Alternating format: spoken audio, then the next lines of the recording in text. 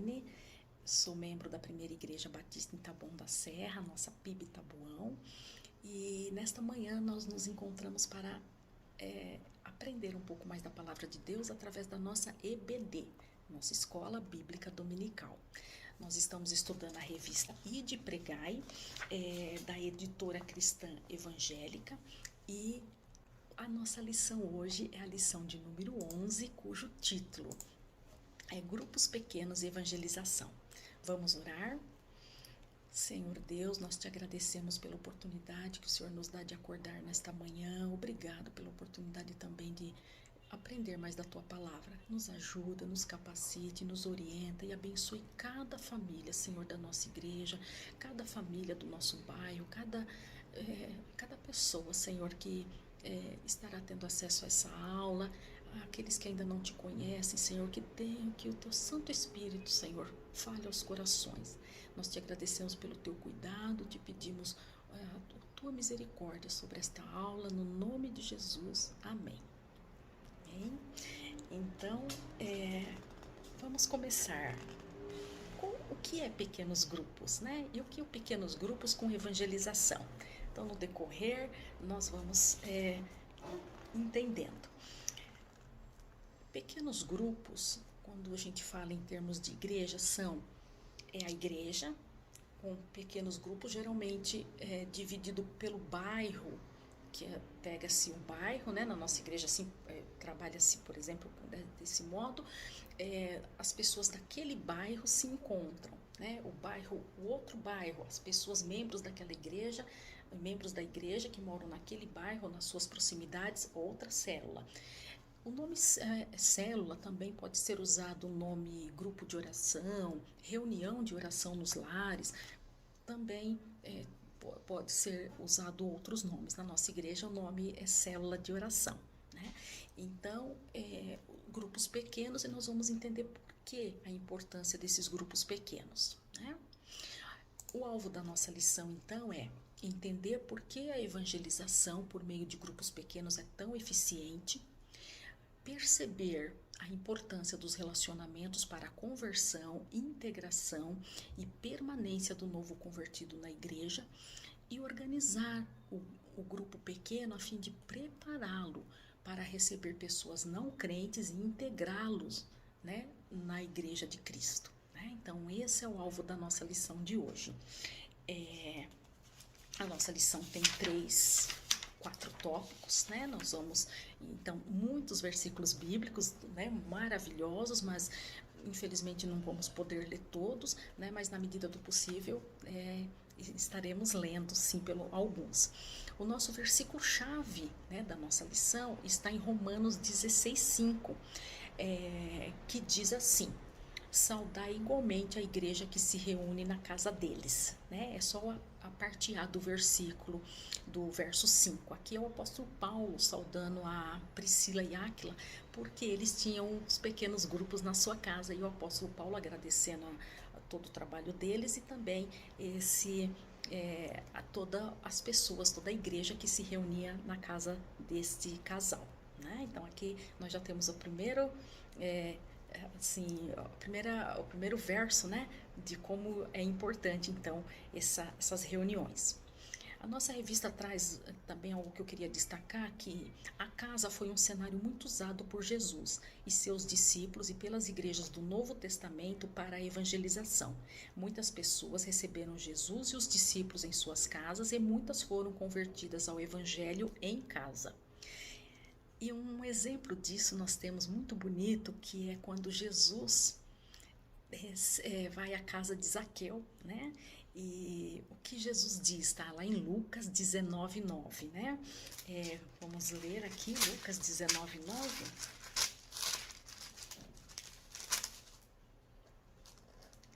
Disse-lhe Jesus: hoje veio a salvação a esta casa, porquanto também este é filho de Abraão. Então, que maravilha, né? Que bênção ouvir isso, né? Hoje houve salvação nesta casa, ouvir isso do nosso mestre, do nosso Salvador, não? Então, aí a gente vê a importância, né? Então, dos pequenos grupos, e a Bíblia nos provando essa importância, né? O propósito, então, da nossa lição hoje é enfatizar os grupos pequenos como meio eficaz para a evangelização. Vamos conceituar e mostrar como eles podem ser usados no cumprimento da grande comissão. Então, vamos começar com o nosso... o primeiro tópico da revista, cujo título é O que é um grupo pequeno, né? Então, uma autora chamada Roberta Stennis, ela definiu o grupo pequeno com as seguintes palavras: o grupo cristão pequeno é uma reunião intencional de 5 a 20 pessoas, face a face, em base regular e horário determinado, com o propósito comum de descobrir e crescer nas possibilidades da vida abundante em Cristo, né? Mas aqui alguns cuidados, né? Quando ela fala de 5 a 20 pessoas, é uma média, né? Não é uma assim, uma determinação, né, final. É uma média justamente para que, por quê? Porque esse número de 5 a 20 significa que dá para ficar mais organizado, as pessoas mais juntas, né? Agora, menos que isso, serão bênçãos também, né? 4 pessoas, 3 pessoas, 25, né? A célula hoje está ali, veio uma família inteira e, né, também será uma bênção, né? Então, aqui a autora traz justamente isso para ter uma organização, né? Mas nada impede um número menor ou maior, né? Face a face, quando ela fala, né? Porque nos grupos, né? Nos lares, nos cultos de oração, podemos ficar mais próximos das pessoas. Isso traz aconchego, isso traz confiança, isso traz, né, uma alegria, né, também entre nós. Determinar dia e horário também, isso é bom. Por quê? Porque para a gente se organizar, né, visto que temos as nossas atividades, né, no nosso cotidiano, então ter um dia, né, então tudo isso é organização que o nosso Deus se agrada, né? Então a autora fala muito bem aqui nisso. E qual é o propósito dessa organização, de tudo isso? Crescer nas possibilidades da vida abundante em Cristo, né? Então, mas quando a gente também falando aqui quando ela fala essa média de pessoas, o que a gente pode observar também?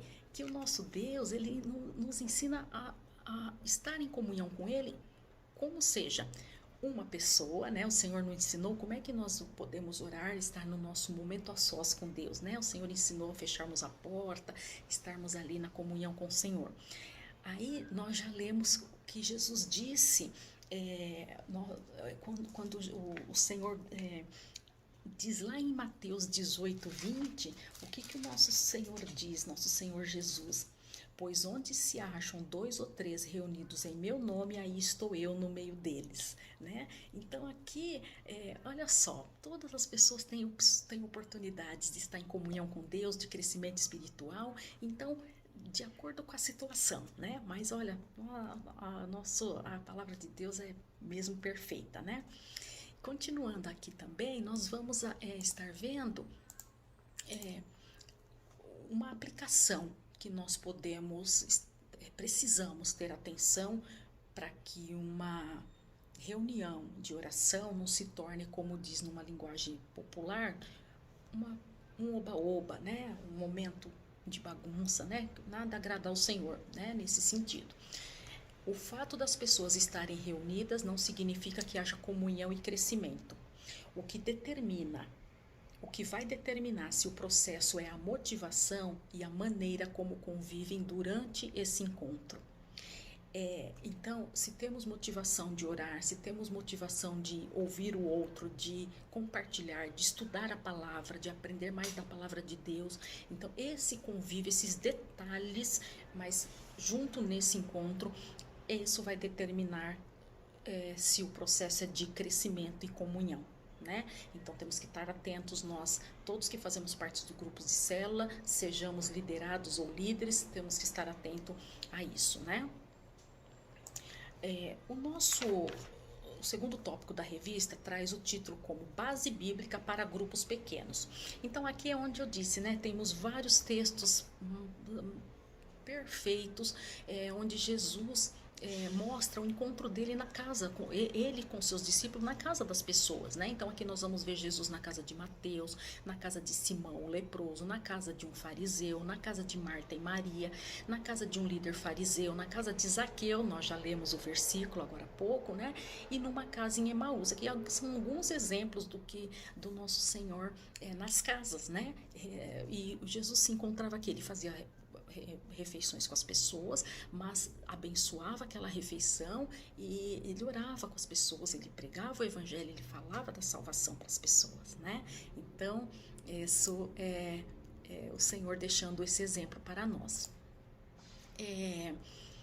Também nós vamos ver a igreja de Cristo, né, o evangelho sendo propagado, né, nós já vamos ver no livro de Atos para frente, nós vamos ver também as reuniões das pessoas nas casas. Então nós vamos ver a igreja reunida na casa de Maria, mãe de Marcos, nós vamos ver vamos ler a igreja na casa de Lídia, a igreja na casa de Priscila e Áquila, que é quando o apóstolo Paulo agradece, né, porque que está lá em Romanos, agradece a eles, né, pelo que eles ajudavam o apóstolo Paulo, e também recebiam a igreja na casa deles.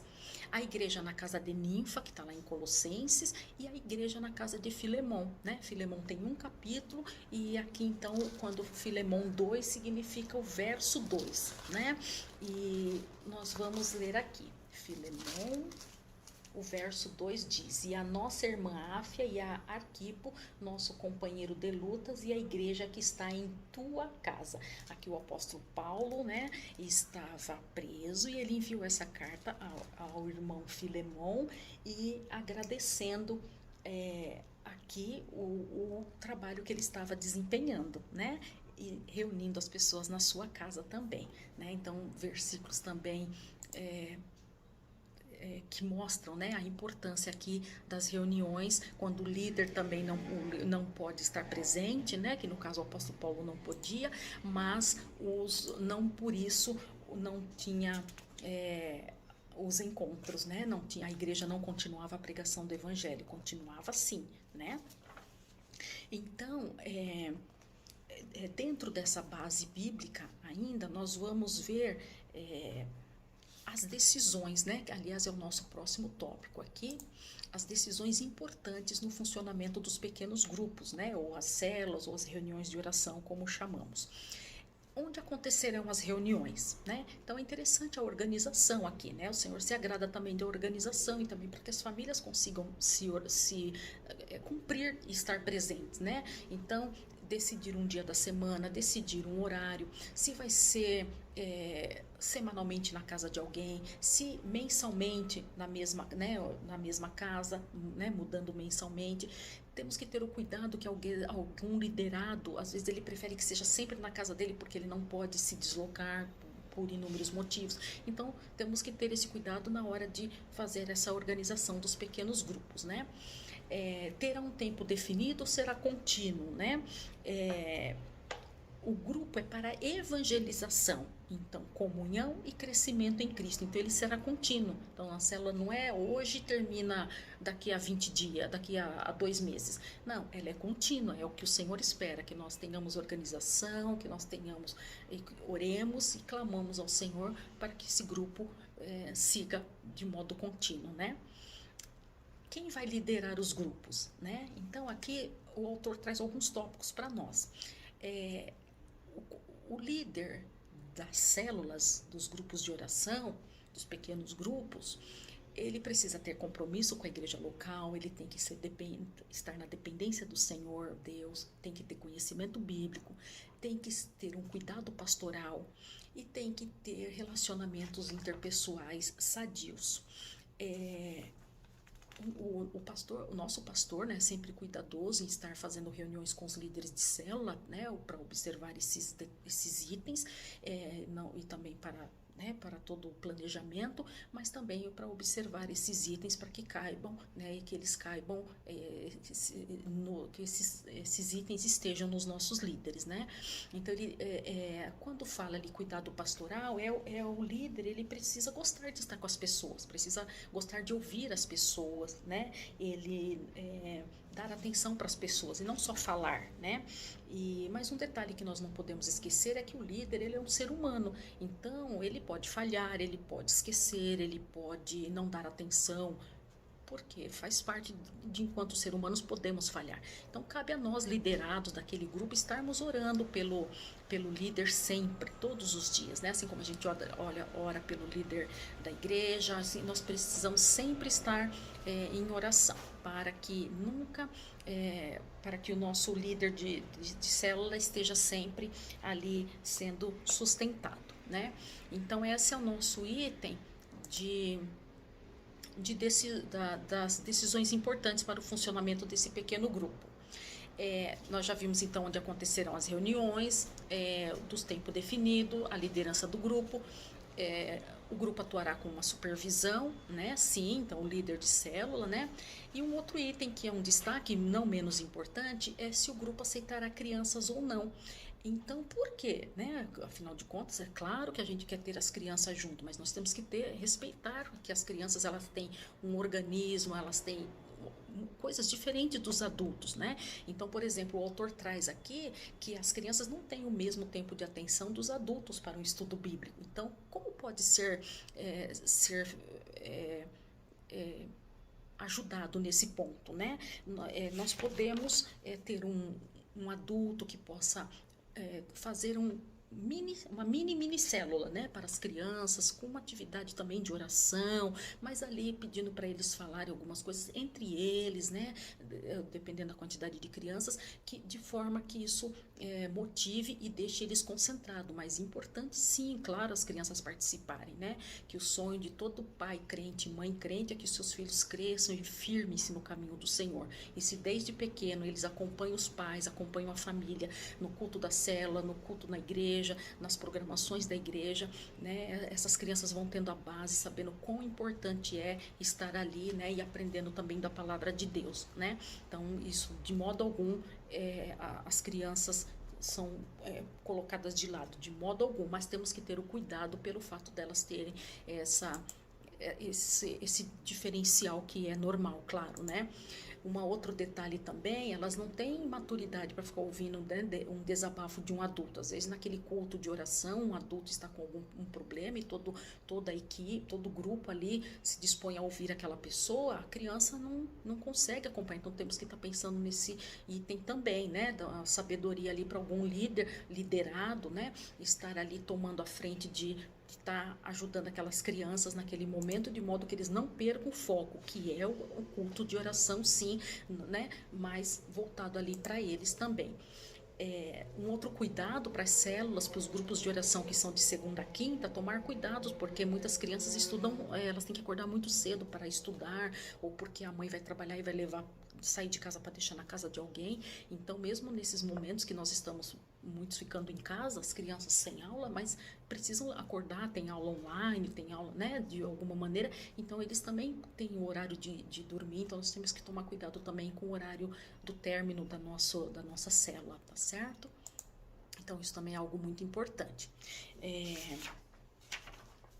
Nós estamos então aqui uma aplicação para esse item também, que nós então é necessário tomar essas decisões respeitando a característica de cada grupo, né? Tem grupos que não tem crianças, né? Só vão adultos, não tem essa preocupação, né?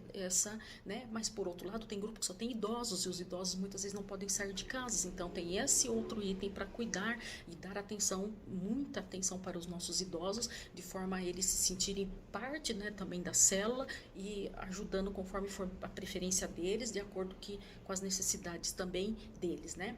Então é necessário tomar essas decisões respeitando a característica de cada grupo em harmonia com o pastor e líderes da igreja. Como eu disse, o nosso pastor, né, sempre está fazendo a reunião com os líderes de célula para acompanhar todo o processo e os planejamentos, né?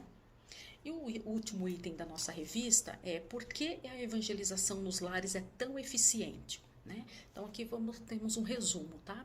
Integrantes do seu círculo de amizade, parentes, amigos, vizinhos e colegas de trabalho são pessoas mais abertas. Então há uma diferença muito grande entre ouvir o evangelho por meio do testemunho de um amigo e ouvi-lo como uma apresentação religiosa de uma pessoa totalmente estranha. Então quando a gente convida um amigo, né, do trabalho, uma amiga do trabalho, e ela vem à nossa casa e ela depara com aquele grupo de 6, 5, 7, 10 pessoas, é um grupo pequeno, né? Ela vai se sentir em casa, né? Nós também, todo o grupo com certeza vai trabalhar para que ela se sinta tranquila. E quando eu que convidei aquela pessoa, eu dou o meu testemunho meu testemunho de conversão, falo do Evangelho de Cristo, naquele grupo, aquela pessoa, né, ela é diferente do quando ela ir à igreja, ela também vai gostar de ir à igreja, mas aquela pessoa, o pregador que ela nunca viu, e aquele 200 pessoas, 300 pessoas ou até mais, aquela pessoa talvez se sinta um pouco fora, né, daquele ambiente, né? Então, mais um motivo aí da importância dos lares, né? Da eficiência dos grupos pequenos. A segunda importância é quando a pessoa chega a Jesus a partir da sua própria rede de relacionamentos, naturalmente ela recebe apoio, né? Então, as pessoas, quando um amigo ou um parente chega a Jesus, ele tem pelo menos um cristão na rede de relacionamentos que está perto e vai se interessar pelo crescimento espiritual da sua vida, né? Então, vai ajudá-lo, vai com ele à igreja. Se ele optou por ir por uma outra igreja, a gente vai na outra igreja para acompanhá-lo, né? O importante é que esteja ali dentro da palavra de Deus, dentro daquilo que o Senhor Jesus ensinou, né?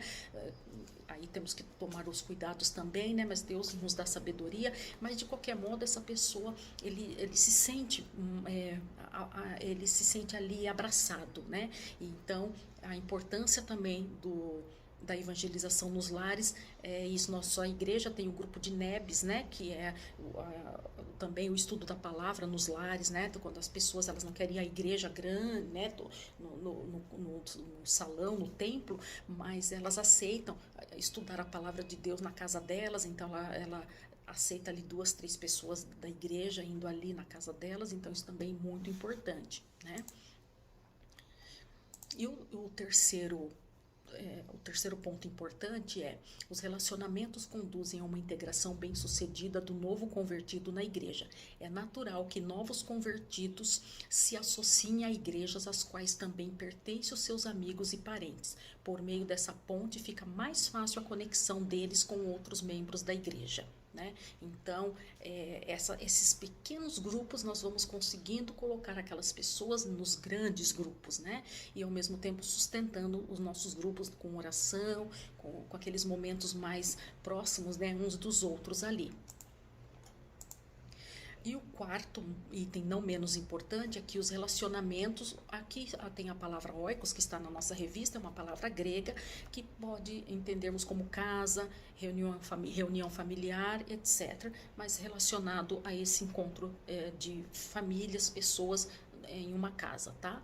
Então, os relacionamentos, eles têm a tendência, né, nesses encontros, de ganhar famílias inteiras, né? Depois de uma ou duas pessoas da família aceitarem a Jesus, muitas vezes a família toda é alcançada, né? E que alegria quando a gente presencia ou quando a gente sabe de uma situação como essa, né? É muita alegria.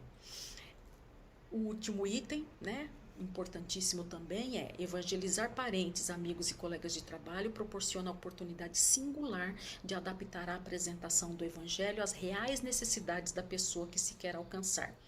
Dificilmente há um aspecto tão decisivo na evangelização de uma pessoa quanto orientar os esforços evangelísticos para as necessidades dela. Então, isso é uma responsabilidade extremamente grande para nós todos, né?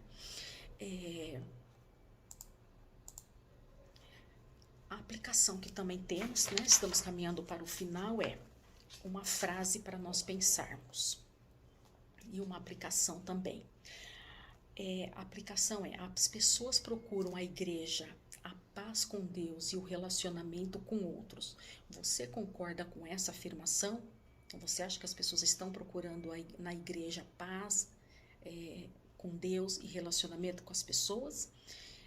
E como os grupos pequenos podem colaborar com isso? Vamos fazer uma análise para nosso próximo encontro de célula, para nós, né? Vamos analisar essa frase. E uma outra, a nossa conclusão agora. A verdadeira comunhão começa onde termina o individualismo. O que você já fez ou está disposto a fazer a fim de contribuir na evangelização de pessoas em grupos pequenos? O que temos feito? Pouco, nada, muito, o que temos feito? Né? Que também seja uma reflexão.